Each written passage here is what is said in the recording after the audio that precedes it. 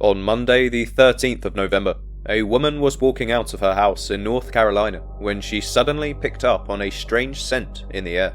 She looked up and noticed a red 2011 Chrysler parked up in front of her home where the smell seemed to be coming from.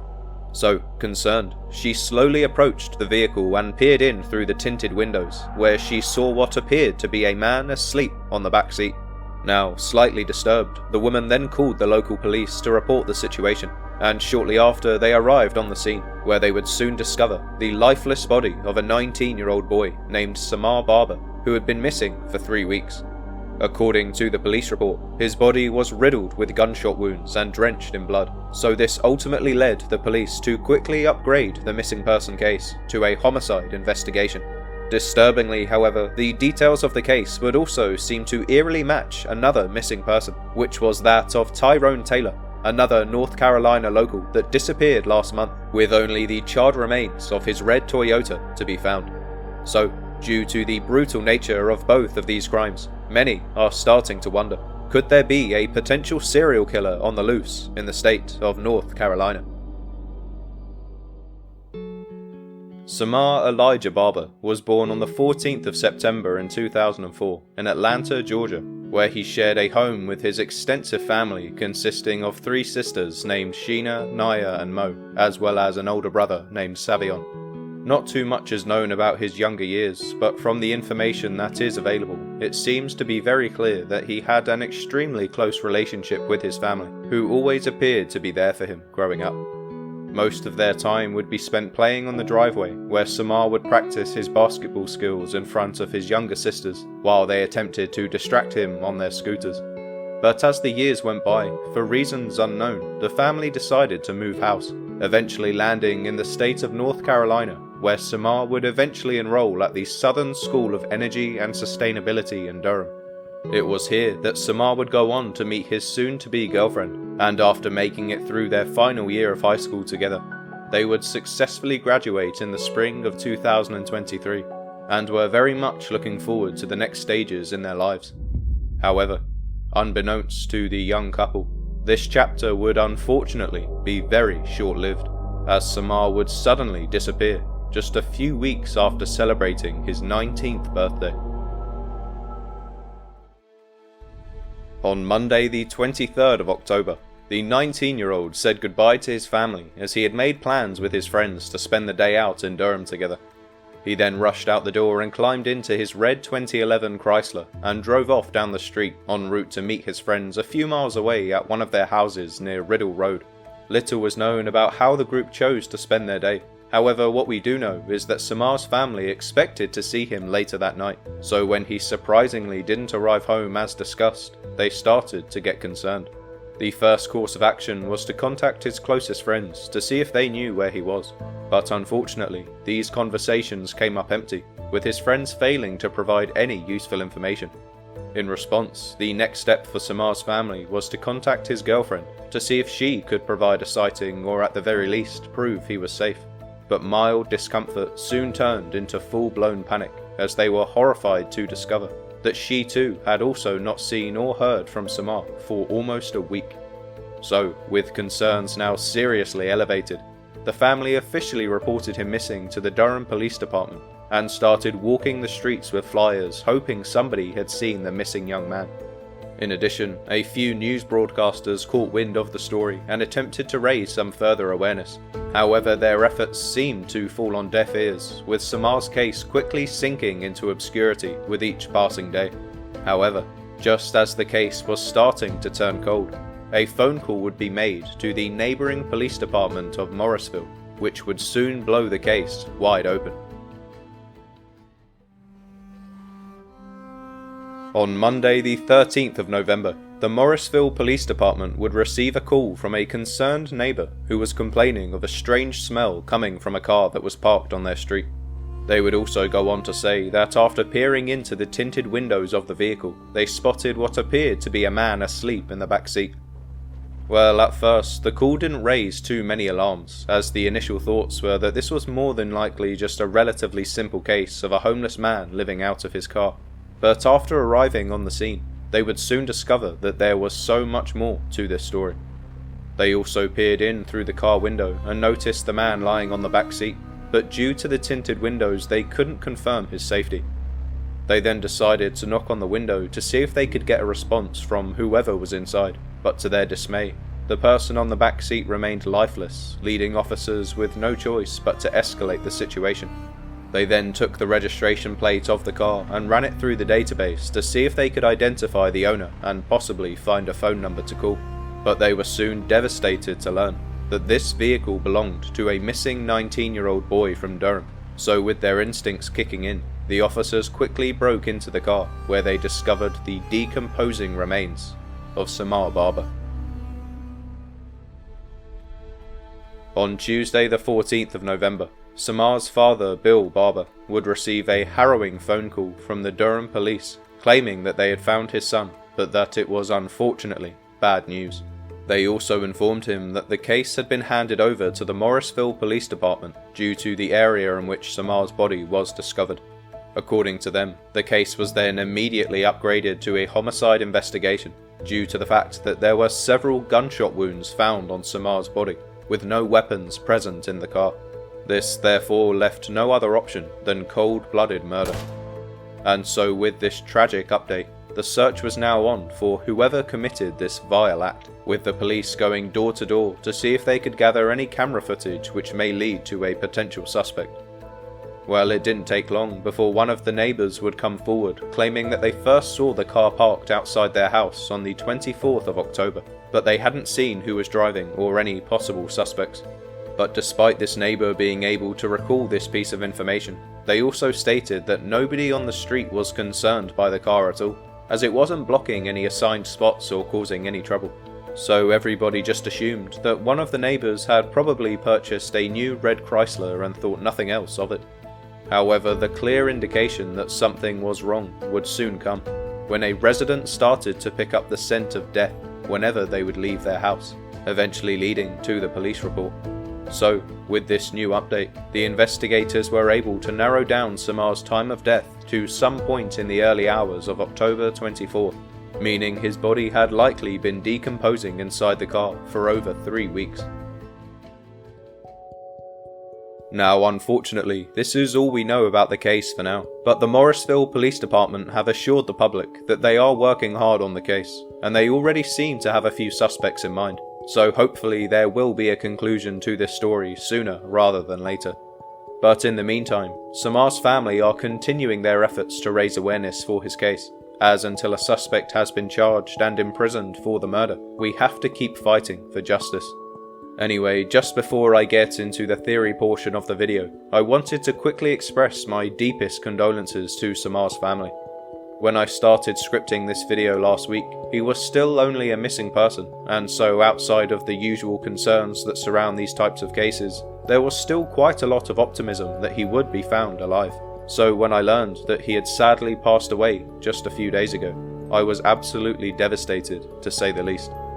I did have a few theories which alluded to his safe return, but obviously due to the tragic circumstances I have unfortunately been forced to remove them from this video. To be honest with you, I usually try not to get too attached to these cases, as with every day I spend researching, I feel like I'm taking an opportunity away from another potential victim that I could be raising awareness for as well. So most of the time, I try to produce a quick, informative video and move on to the next one as fast as possible. Perhaps that's why a few mistakes always seem to slip through the cracks. But with the devastating reality of Semar's case, given that he was such a young man at the age of 19, recently graduating from high school with his whole life ahead of him, to have it cut short like that for seemingly no reason, I feel like I have a duty to tell his story, and to try and help in any way I can. So with that, let's get into some of the potential theories. So to kick things off, in my opinion, the best place to start here is to look at where and when Semar actually went missing, as there have been a few conflicting details online about his last known whereabouts. During my research, some sources quoted that his last sighting was on Glen Brittle Drive, whereas other sources claimed the street was Riddle Road. Unfortunately, I couldn't quite explicitly confirm the correct address, but I assume that Glen Brittle Drive was where his family lived in Durham, as they were the ones to report him missing initially. And then shortly after the report was made, a witness came forward to say they saw Semar outside a residence on Riddle Road later that day, which is why there are 2 last known locations. But either way, I think it's vital that the police look into both addresses for clues, as surely somebody who lives on one of those streets will be able to identify Semar and provide further information. But even if they did see something, what could they have possibly seen? And more importantly, what was Semar doing that Monday night which could have led to his sudden murder? Well, in the city of Durham alone, the government have reported that as of April 2023, there are around 41 identifiable gangs operating in the area, with approximately 1,200 members in total. It should also be mentioned that these are just the figures that we're aware of, so the likelihood is that this problem is even bigger than recorded. So, could it be possible that Semar somehow crossed paths with one of these gangs? Well, I wasn't able to get too much information online about what he did in his free time as an adult, so it's difficult to say. But what I was able to gather is that he had recently graduated from high school, so perhaps he felt a bit lost after losing his daily routine, and therefore slowly drifted into a local gang to take up the rest of his time. I'd imagine there would have had to be at least some gang members from his school that would have been able to connect him. So maybe after meeting up with a particularly nasty group of people on that Monday night, there was an exchanging of words that soon turned physical, and then ended with Semar getting fatally shot. I have no real evidence for this, of course, but given the area of which Semar went missing and was later found deceased, it's certainly possible that he was a victim of a violent gang or even a drug cartel that were operating out of that area. But to be honest, with the lack of evidence that's been released by the Morrisville Police Department, there isn't too much more to say on this theory. So with that, let's move on to the next one. Now, before we delve into this particular theory, I feel I have to tread carefully here, as I really don't want to start a witch hunt for somebody who could be completely innocent. So to be safe, I will not disclose any personal details about this particular person of interest outside of the fact that they appear to be Semar's girlfriend. Anyway, during my research I came across a TikTok video that was titled "Please Help My Boyfriend, Semar Elijah Barbour." And so, as I usually would, I clicked the link to see if I could find any new information. However, I was surprised to find that the account had been made private, and the profile picture had turned black, with no bio present on the account either. Now, I'm not for a second going to pretend I understand how TikTok works, so I'm sure there may be a legitimate reason behind this, perhaps to get into some algorithmic trend to boost the profile and therefore increase the views on the video. But given that the account was made private, I can't help but think this is a bit sketchy, almost like a lawyer told this person to private the profile for the time being while investigations are taking place. Now, before I continue, let me just say, I'm aware I may be taking a huge leap of faith right now in this theory, so please take it with a pinch of salt. But is it possible that Semar's girlfriend may have something to do with his disappearance and eventual death? Again, I have no proof of this outside of a sketchy TikTok account, but if your boyfriend just died, I would assume that you would be trying to search for answers, not hide a video you made to raise awareness. Saying this, however, I suppose you could argue that given the discovery of Semar's body, his girlfriend felt the video wasn't required anymore, and so subsequently privated her account so she could be left alone to grieve the loss of her boyfriend. To be completely transparent, it really could go either way. So that's why I'm trying to be sensitive around this theory, given I could be pointing the finger at a completely innocent person. But if my suspicions are warranted, then it could perhaps be an interesting angle for the investigators to look into, if they haven't already. Now, for this final theory, I will be attempting to connect another case that I covered a couple of weeks back, which was the strange disappearance of Tyrone Taylor. My reason behind this is that both men went missing in North Carolina, only to have their cars found approximately 20 miles away in neighbouring towns. To add to the similarities, both men appeared to be of African American descent and had recently graduated from their respective schools, meaning that they were also very young when they disappeared. Saying this, however, the blinding difference I am yet to mention is that Semar's car was found with his deceased body inside, whereas Tyrone's was found abandoned and on fire, with no sign of a body. But despite this detail, you could still argue that Tyrone's car may have been set on fire as a means to destroy his body, which may have been inside at the time. But after changing their mind, the suspect decided to remove the body and hide it elsewhere. Now, this is of course nothing more than speculation on my part, as we still have no evidence of Tyrone being either alive or dead. But given the circumstances of his case, I think it would be safe to say that the likelihood of Tyrone's safe return is looking very slim. So with this in mind, could there be a potential serial killer out in North Carolina that is preying on young black men? Well, this is a question that we simply can't answer right now, at least not until we have more information from the Morrisville Police Department. So for now, all we can really do is continue speculating in the hopes that a conclusion will soon reveal itself, allowing Semar's family to finally get the closure they sincerely deserve. Now, just before I end the video, I wanted to quickly mention the GoFundMe page that I believe was set up by one of Semar's sisters, so I'll leave a link to this in the description below. They are currently trying to raise some money for funeral costs, so I'm sure they would appreciate any help that they can get. Anyway, with that, I think I'll leave this video here, but if you have any potential theories of your own that you'd like to discuss, please leave your ideas in the comments section and I will do my best to get back to you.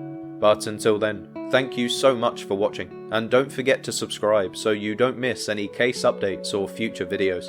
Also, if you found this video interesting, make sure to check out the playlist on screen now, where I've covered a range of similar cases, including Tyrone Taylor, who is still yet to be found to this day.